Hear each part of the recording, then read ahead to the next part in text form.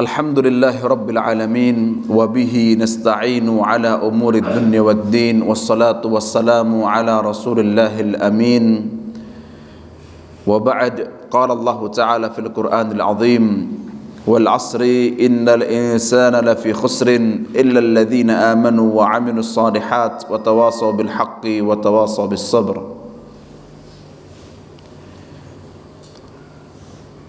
Jamaah barakallahu fikum, yang saya hormati segenap asatidzah, alim ulama, sesepuh, dan yang saya muliakan segenap hadirin yang berkesempatan untuk hadir pada kajian sore ini. Sore apa malam ini, Pak? Malam ya. Jamaah barakallahu fikum, marilah kita bersyukur kepada Allah Subhanahu wa ta'ala. Alhamdulillah, Allah berikan kepada kita nikmat iman, nikmat Islam, nikmat aman, nikmat harta, nikmat kesehatan. Dan marilah kita menyampaikan salawat kita kepada Nabi kita Muhammad sallallahu alaihi wasallam. Alhamdulillahirabbil alamin.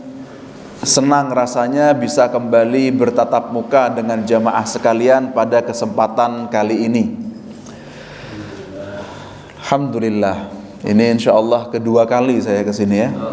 Alhamdulillah.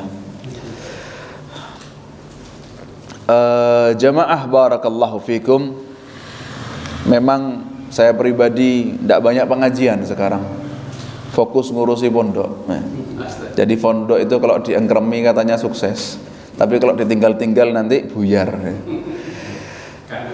Kak netes wae. Jamaah barakallahu fikum, subhanallah ya, ibadah hati di zaman modern ini, di zaman media sosial, di zaman saat ini, di zaman banyak sekali kemudahan tetapi juga bahaya. Banyak sekali kemudahan. Sekarang kalau misalnya makan beda sama dulu. Dulu kalau makan itu harus keluar. Ya, kalau kita mau marung dulu tidak masak di rumah harus keluar. Kalau sekarang tinggal dari HP bisa datang. Ada di sini. Ada. Barusan saya cek di GoFood ada satu, Pak, nemu satu. Yang di Umbul Sari. Sisanya di Kencong, di Puger, atau mungkin yang lainnya lagi tutup tokonya. Subhanallah. Dulu kita kalau misalnya mau belanja harus ke pasar, harus ketemu sama orang. Sekarang bisa pilih, bisa tanya-tanya cuman lewat HP, datang lagi. Ini ya nikmat ya musibah. Ya Pak, betul. Nikmat juga musibah. Saya itu sampai bilang ke kurirnya Shopee, Pak, di cancel bisa? Oh bisa Pak, biar orang rumah nggak belanja terus. Oh kalau itu urusan di dalam Pak. Urusannya suami sama istri, bukan sama kurir. Setiap hari datang paket. Musibah juga ini keuangan. Jamaah barakallahu fikum, banyak hal-hal kebaikan-kebaikan yang dimudahkan. Subhanallah, dari HP itu kita bisa membaca buku. Sampai Gramedia itu, Gramedia ini kan toko buku terbesar di Indonesia. Sampai Gramedia ini sekarang bikin, dari dulu sudah ya, semenjak media sosial, semenjak pakai HP ini, itu buku online, buku PDF. Jadi bikin akun, kemudian bisa, kemudian bayar bulanan, kemudian baca buku-buku punyanya Gramedia. Dalam artian apa? Sekarang kalau kita mau belajar mudah. Gramedia bukan cuma toko sekarang, tapi di HP. Mau baca kitab, ada ribuan kitab itu dinamanya aplikasi Maktabah Syamilah. Ribuan kitab. Mau baca kitab apa, di HP semuanya ada. Gak harus di-download semua. Apa yang mau dibaca, bukunya berapa jilid, itu kecil di HP itu. Gak bikin HP lemot. Kemudahannya luar biasa. Subhanallah. Tetapi maksiatnya juga tambah mudah. Maksiatnya juga tambah mudah. Dulu kalau mau maksiat offline, datang ke tempat maksiat. Sekarang online juga maksiatnya.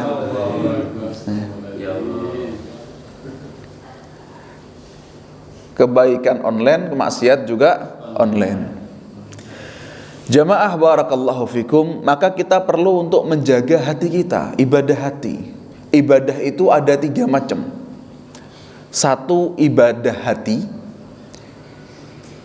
2 ibadah badan, 3 ibadah harta.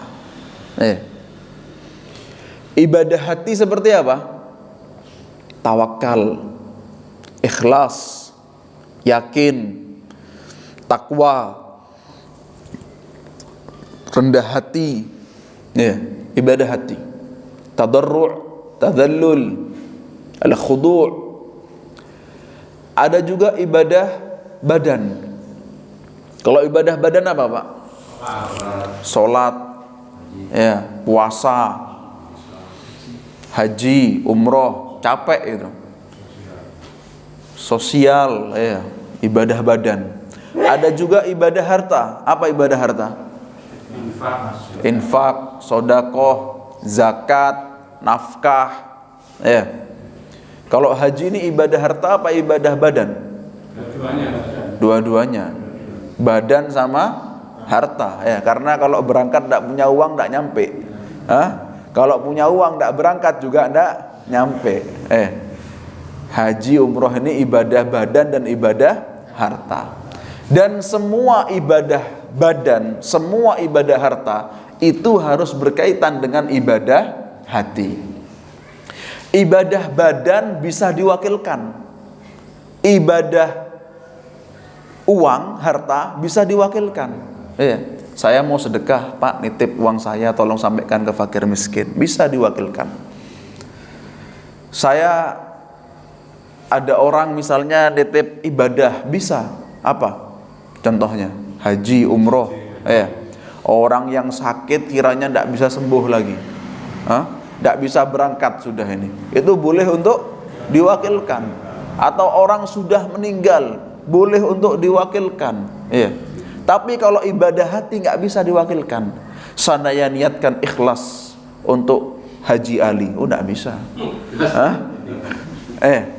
Saya niatkan tawakal untuk Bapak Junaidi, enggak bisa. Ibadah hati tidak bisa diganti, nggak bisa diwakilkan. Itu ibadah masing-masing. Jamaah barakallahu fikum, ibadah hati itu banyak terutama kalau kita baca di Riyadhus Shalihin, pertama-tama itu ibadah hati, ikhlas. Bagaimana betul-betul hati kita ini ikhlas untuk Allah Subhanahu wa ta'ala. Ikhlas itu betul-betul minta kepada Allah, betul-betul tujuan ibadah kita untuk Allah. Kalau orang tujuan ibadahnya untuk Allah, tidak bakal kecewa. Nggak bakal kecewa. Setan ini, Pak, spesialisnya banyak. Ada spesialis bikin orang mabuk, spesialis bikin orang zina, ada spesialis bikin orang kafir, orang murtad, ada spesialis bikin orang tukaran. Kata Nabi SAW, inna syaitan qad ya'isa an yu'bad fi jaziratil Arab. Bahwasanya setan itu sudah putus asa untuk disembah di Arab. Tetapi setan usahanya akhirnya apa? Biar orang-orang Arab gak syirik, minimalnya kalau gak syirik apa? Berkelahi, adu domba, tukaran, berantem. Tapi kalau orang ikhlas, kayaknya gak perlu berantem. Iya gak? Ngapain sih berantem? Ngapain kita merasa gak ada hasilnya usaha kita? Orang berantem itu apa? Biasanya kecewa kan? Kecewa. Padahal kalau kita ikhlas, apakah mungkin Allah mengecewakan kita? Gak mungkin. Ya, mungkin pernah saya sampaikan. Siapa? Nabi Nuh alaihi salam. Nabi Nuh alaihi salam sia-sia nggak amalnya berdakwah? Hasilnya apa dakwah beliau? Umatnya mati dalam keadaan kafir. Bahkan anaknya mati dalam keadaan kafir. Dakwahnya sia-sia apa enggak? Enggak sia-sia. Karena usaha Nabi Nuh itu diterima oleh Allah Subhanahu wa taala. Jamaah barakallahu fikum. Wah, ibadah hati ini luar biasa. Ini nasihat pertama untuk diri saya sendiri. Karena memang ngomongnya gampang jamaah, tapi ngamalkannya saya juga masih usaha ini. Ibadah hati jamaah barakallahu fikum. Kalau kita bisa ibadah hati ini luar biasa. Jadi nggak ada ngeluhnya kita. Kalau kita bisa ibadah hati, kita ini nggak ada ngeluhnya. Kalau kita bisa bertakwa kepada Allah Subhanahu wa taala, wah luar biasa itu. Hati kita bertakwa. Kalau sholat kita benar, wah luar biasa itu. Bagus hidup kita. Inna sholata tanha 'anil fahsya'i wal munkar. Sholat itu akan menghalangi orang yang melaksanakannya dari keburukan, dari kemungkaran, dari kemaksiatan. Yang kaitannya dengan syahwatnya, yang mau berbuat munkar dicegah sama sholat. Tapi ada orang sholat masih banyak maksiatnya. Kenapa? Karena sholatnya baru ibadah badan, belum sampai ke ibadah hati. Kalau sholatnya sudah sampai ke hati, mengamalkannya bukan karena pokok selesai mengamalkan untuk melaksanakan kewajiban, tapi mengamalkannya untuk mendekatkan diri, untuk tadarru', untuk merendah di hadapan Allah Subhanahu wa taala, maka nanti orang itu ketika dia sholat, dak enak maksiat ini. Dak enak mau minum khamar, dak enak mau zina, dak enak mau gibah, karena sholatnya sudah sampai di hati. Jadi perlu kita ini, ibadah kita ini sampai ke hati. Yang terpenting dari ibadah harta, dari ibadah badan, itu sampai ke hati, ibadah hati. Kalau orang STMJ, apa? Sholat terus maksiat jalan, berarti sholatnya itu belum sampai ke hati. Susu, telur, madu, jahe, ini lain ini. STMJ-nya lain campurannya ini. Jamaah barakallahu fikum. Ibadah hati, kalau hati kita itu dekat sama Allah, insya Allah masalah-masalah itu akan selesai. Contoh misalnya tawakal. Tawakal, kata Allah Subhanahu wa taala, "Wa man yatawakkal 'ala Allahi fahuwa hasbuh." Barang siapa yang bertawakal kepada Allah Subhanahu wa taala, maka Allah akan mencukupinya. Subhanallah. Allah akan mencukupinya. Tawakal. Terkadang kenapa seseorang itu masalahnya tidak selesai? Karena belum betul tawakalnya. Saya punya contoh Pak ya, subhanallah. Semoga Allah terima amal ibadah ini. Saya kan punya pondok. Saya itu usia 26 tahun megang pondok. Mana ada pimpinan pesantren usia 26 tahun. Kenapa saya jadi mimpin pondok? Karena tidak ada lagi, pondoknya tidak punya uang. Kalau banyak uangnya tidak mungkin tidak mungkin anak kecil jadi pimpinan pondok, ya kan? Pimpinan pondok biasanya usia berapa? Seharusnya itu usia 45 tahun, 50 tahun sudah matang lah. Jadi ketika saya jadi minta gantikan melanjutkan Pak Yai rahimahullah, Ustaz Nugroho, Buya Nugroho, ya sudah, bismillah, nurut Akhirnya apa? Nabrak-nabrak ya Pak. Namanya pemula ya, dikasih amanah yang besar. Yang saya lakukan ketika itu Pak, ini pondok tidak punya uang. Saya ambil SDM, guru-guru, kemudian digaji dengan gaji yang kurang lebih UMR. Sebelumnya ketika saya masuk di sana, gajinya guru itu 300.000. Saya ketika masuk, wah ini tidak bakal jalan bagus ini. Kalau gaji 300.000, Ustadz hafid Quran digaji 300.000, gimana Pak? Gimana saya mau bilang, ayo Ustadz semangat biar berkembang pondoknya? Gak kembang Pak, 300.000. Maka kemudian jenengan di sini berapa bulanannya? Jadi petani, berapa juta? Petani. Ini hafid Quran 300.000, gimana? Maka jamaah barakallahu fikum, sudahlah bismillah, tawakal. Saya tawakal, insya Allah ada jalan. Subhanallah sampai sekarang tidak pernah tidak gaji guru. Sampai sekarang tidak pernah tidak gaji guru. Makannya santri itu hampir setiap hari ada dagingnya. Kalau tidak daging sapi, daging ayam. Hampir setiap hari ada dagingnya. Santrinya sekarang ada 51, yang bayar cuma 15. Itu pun bayarnya tidak lengkap.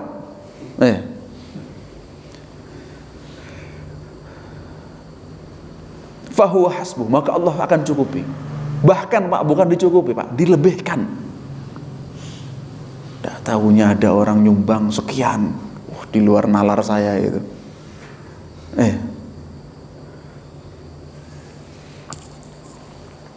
Makanya kadang saya kalau lihat ada pondok kurang berkembang itu tidak maju ya, terus kayak gitu. Kiainya kurang tawakal. Harus di luar saldo itu. Operasionalnya harus di luar saldo. Kalau di batas saldo tidak berkembang. Kecuali memang santrinya bayar semua, pondoknya mahal. Jamaah barakallahu fikum. Tawakal kepada Allah Subhanahu wa ta'ala. Ada permasalahan apa? Suami istri. Kenapa kok suami istri itu sampai cerai? Rata-rata masalahnya itu apa? Kurang sabar, betul. Sabar itu apa Pak? Menerima apa? Bukan menerima sabar itu. Bukan, syukur atasnya sabar. Menahan. Sabar itu menahan. Jadi orang itu ada dalam hadis disebutkan wa idza betuliya sabar. Kalau didapat musibah itu bersabar. Ini yang diwajibkan kepada kita itu sabar. Suami istri terkadang sampai berantem besar apa? Kenapa? Karena kurang sabar, kurang bertakwa kepada Allah Subhanahu wa ta'ala, kurang kembali kepada Allah Subhanahu wa ta'ala. Kenapa sih kok sampai suami itu semena-mena kepada istrinya? Bukankah ketika akad nikah disebutkan wa akhadna minkum mitsaqan ghalidha, dan mereka wanita-wanita itu mengambil perjanjian yang berat kepada kalian, gak boleh dizalimi. Kata Nabi SAW, rifqan bil qawarir, lemah lembutlah kalian kepada gelas-gelas yang ringkih ini. Gelas kaca itu kalau jatuh pecah Pak.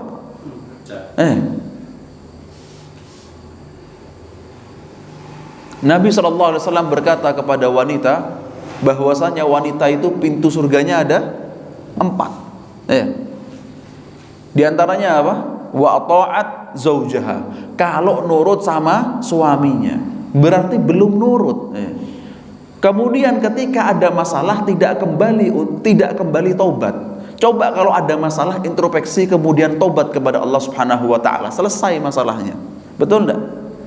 Aslinya permasalahan suami istri itu apa? Masalah dirinya sama Allah Subhanahu wa ta'ala. Dia sama Allah belum selesai. Harusnya masalahnya kepada Allah Subhanahu wa ta'ala, kekurangannya, belum bertakwa kepada Allah, bertakwa. Dan ketika salah harusnya istighfar, harusnya taubat.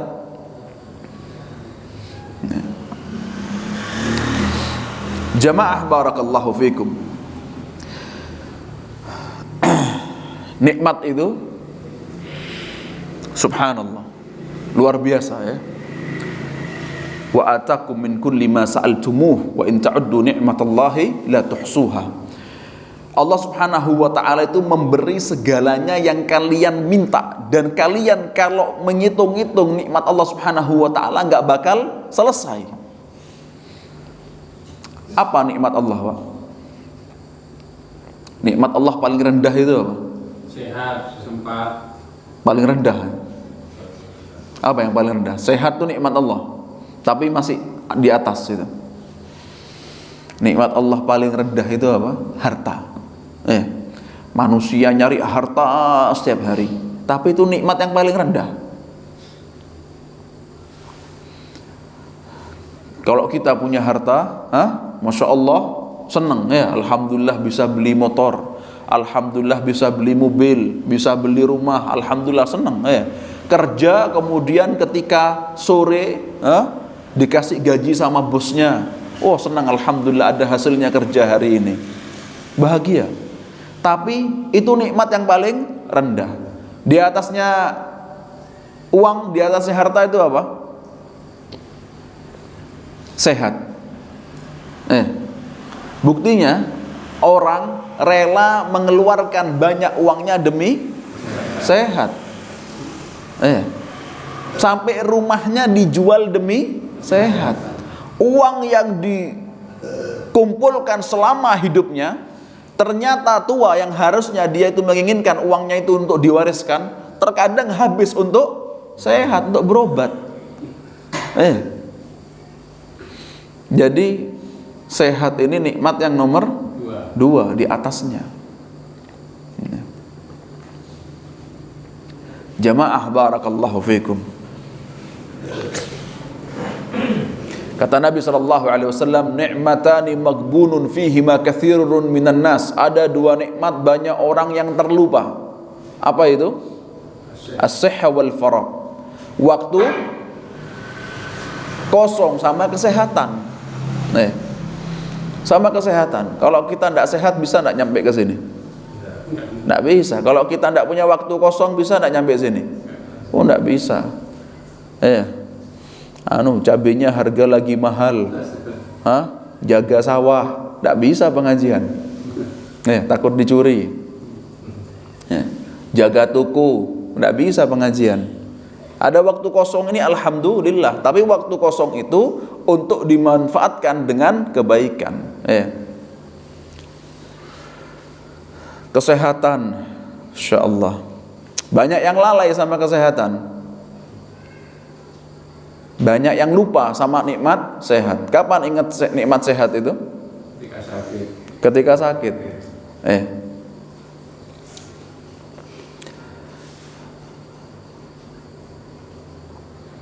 Milih mana, Pak? Punya uang miliaran tapi jalan pakai 2 kaki, sama uang pas-pasan, punya uang miliaran tapi jalan pakai 1 kaki, sama uang pas-pasan tapi jalannya 2 kaki. Milih mana? Kalau saya milih miliaran jalan 2 kaki.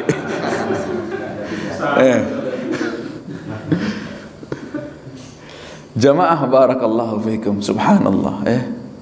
Ternyata nikmat uang yang besar itu gak ada apa-apanya ketika sakit.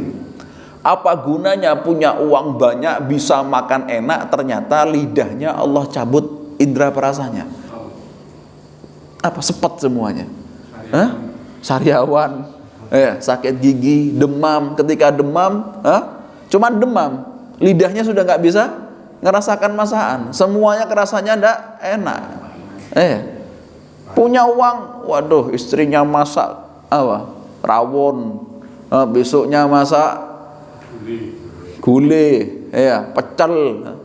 3 hari demam, ndak kerasa gulai apa rasanya, ndak ada, hambar semuanya. Jamaah barakallahu fikum. Setelah nikmat sehat, apa di atasnya? Allahu a'lam. Aman, Pak. Nikmat aman. Nah, kebetulan kita ini sekarang ini di bulan Agustus, di bulan kemerdekaannya Republik Indonesia, republik yang kita cintai, negara yang kita junjung. Di apa kata pepatah? Di mana bumi dipijak, di situ langit dijunjung. Subhanallah, jamaah barakallahu fikum. Nikmat aman itu nikmat yang harus kita jaga. Sekarang ini Pak, kalau lihat di media sosial di zaman ini, kayak mau hancur negara ini. Banyak sekali orang-orang yang benci kepada pemerintah. Banyak sekali. Pemerintah itu memang buruk, tapi lebih buruk lagi kalau udah ada. Ada gambarnya polisi, berapa orang, foto, gimana nasib Indonesia kalau nggak ada kita. Jawabannya netizen apa? Bagus. Bagus. Banyak yang bilang nggak perlu ada polisi. Ada polisi itu kerjaannya jadi preman. Apa? Contohnya, orang-orang kalau di sini tidak ada maling, tapi kalau di Mangli, saya di Mangli Pak, astagfirullah, tidak mesti Mangli Pak ya, di Indonesia lah ya, salah ngomong.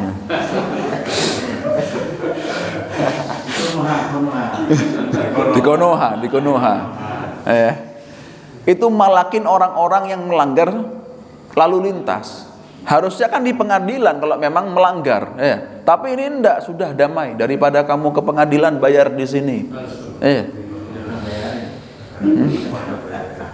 Kadang enggak, bayarnya pakai HP bayarnya Pak, jadi transfer. Transfernya bukan ke rekeningnya negara, ke rekeningnya dia.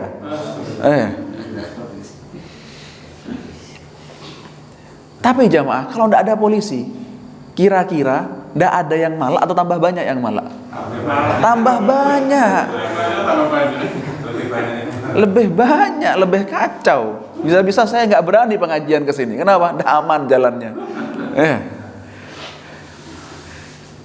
Makanya saya pernah dengar Mahfud MD itu bicara di TV, menyebutkan perkataannya Syekhul Islam Ibnu Taimiyah.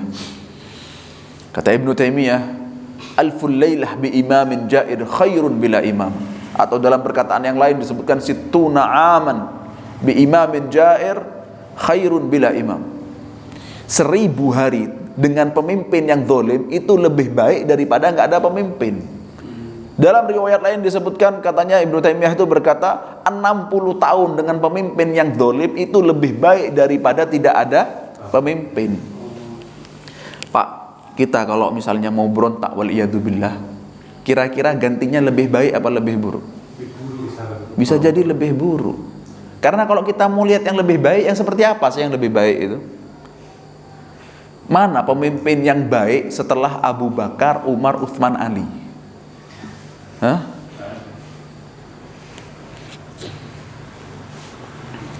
Antum tahu banyaknya hadis doif.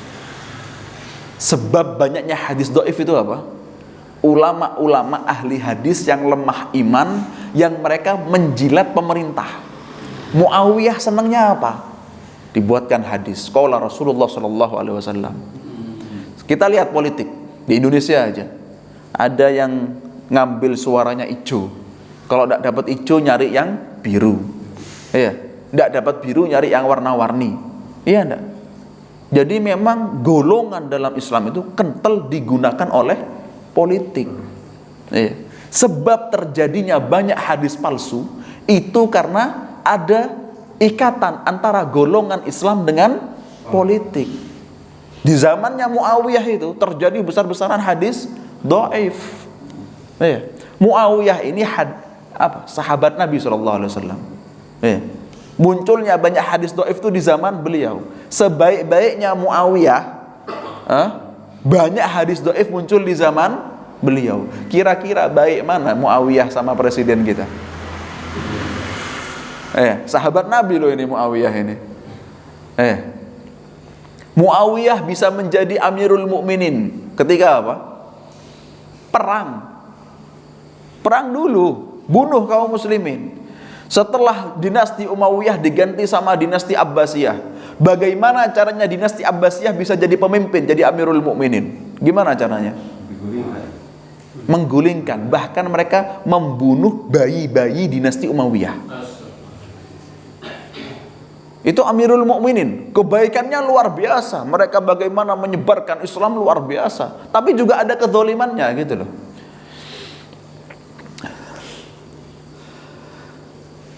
Saya kemarin ngomong-ngomong, alhamdulillah ya, di Indonesia ini banyak orang-orang kampung, orang-orang desa,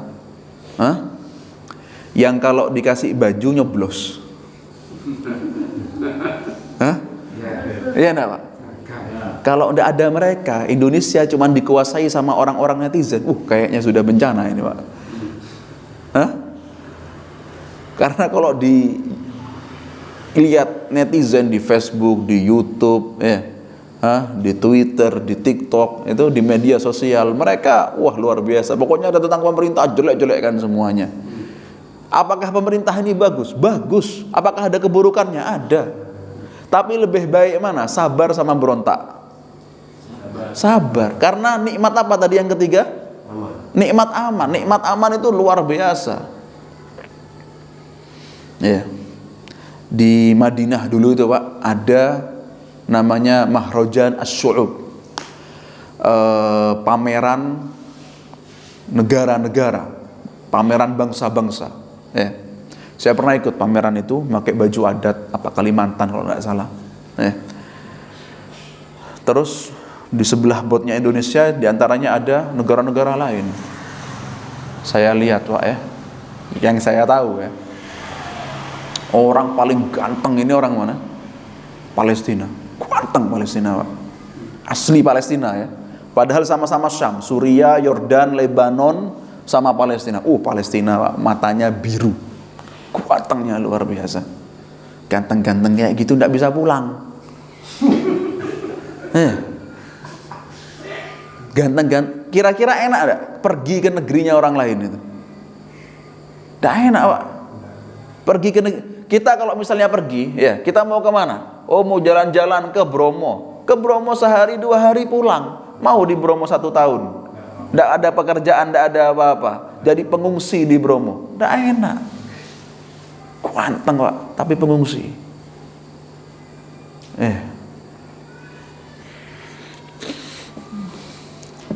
Coba kalau mau makan Indomie, tak cari perempuannya, tak nikahi. Cuman nggak mau Indomie mereka.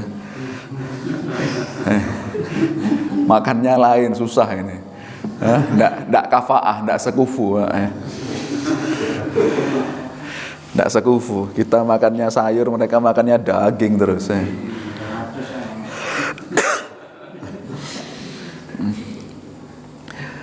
Nikmat aman. Jamaah barakallahu fikum. Saya pernah ada temen itu jualan parfum di kampus. Anaknya ada orang Yaman, anaknya 2 ganteng-ganteng, lucu-lucu.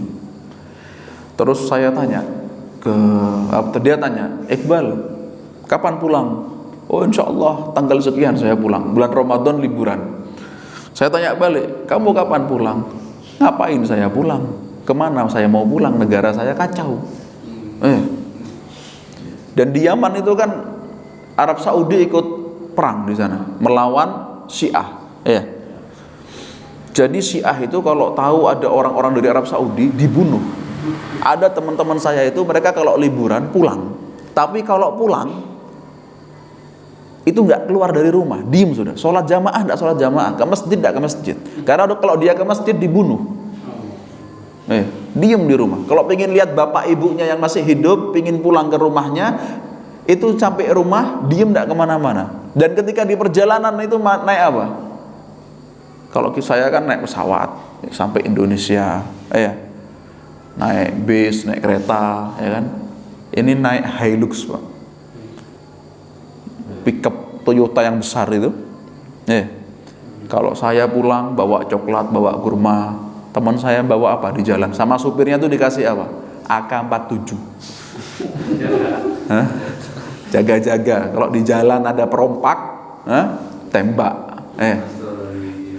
Jadi mereka itu naik bis atau naik pesawat sampai perbatasan Yaman di daerah Jizan atau Najran. Setelah itu mereka naik Hilux ini, naik pickup. Di pickupnya itu Sampai di perbatasan Arab Saudi ada pickup jadi untuk safar ke Yaman itu isinya AK-47.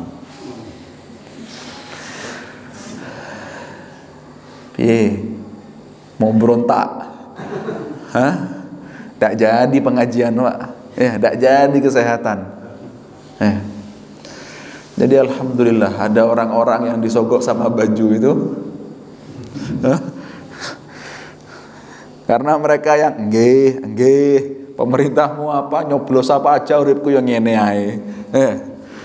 Betul enggak? Kalau enggak ada orang-orang yang kayak gitu, bisa kacau negara kita ini. Jamaah barakallahu fikum. Ibadah hati. Di antara ibadah hati kata Nabi sallallahu alaihi wasallam, "Idza u'tiya syakar."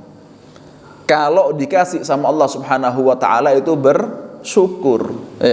Wala in syakartum la azidannakum. Kalau kita bersyukur maka kita akan dikasih oleh Allah Subhanahu wa taala, ditambah sama Allah Subhanahu wa taala. Pasti ditambah sama Allah.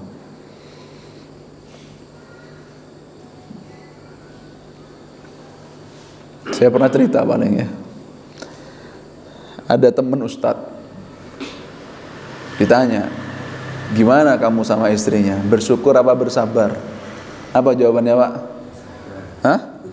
Bukan sabar, syukur. Kenapa kok bersyukur? Biar ditambah sama Allah.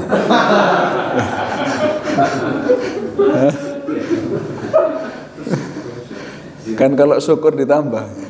Maaf ya. Mohon maaf. Mohon maaf ya. Jamaah barakallahu fikum. Kalau dikasih bersyukur Dan kalau syukur kita ini diperintahkan syukur kepada siapa? Kepada Allah, dan bersyukur kepada manusia. Kalau kita dikasih sama manusia, kita alhamdulillah dan terima kasih kepada manusia. Tapi terkadang ibadah terima kasih ini orang ini kadang nggak bisa. Ibadah terima kasih aja kadang nggak bisa. Kayak merasa di atas, sombong, nggak terima kasih. Jadi bos, bos kalau misalnya pegawainya nggak mau kerja, gimana? Kalau bos kamu ini saya bayar ini, nggak perlu bosnya terima kasih, nggak jalan. Tapi kalau misalnya terima kasih, alhamdulillah ada hubungan hati, hubungan batin, itu akan berjalan dengan baik. Idza u'tiya syakar. Kalau dikasih itu terima kasih. Dan terima kasih itu terkadang susah. Makanya kata Allah Subhanahu wa taala, wa qalilum min ibadiyas syakur. Dan banyak hambaku, atau maaf sedikit hambaku yang bersyukur, sedikit hambaku yang bersyukur. Bersyukur kepada Allah aja sedikit, apalagi kepada manusia. Subhanallah. Semoga kita senantiasa banyak berterima kasih. Berapa menit lagi, Isa? Sudah masuk? Selesai, ditutup? Insyaallah. Jamaah barakallahu fikum.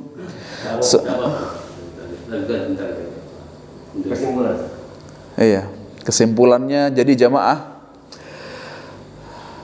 marilah kita jaga hati kita untuk Allah Subhanahu wa ta'ala. Kalau ibadah hati kita sampai kepada Allah, maka insya Allah segala urusan kita, dunia akhirat kita, pasti Allah selesaikan, pasti Allah berikan.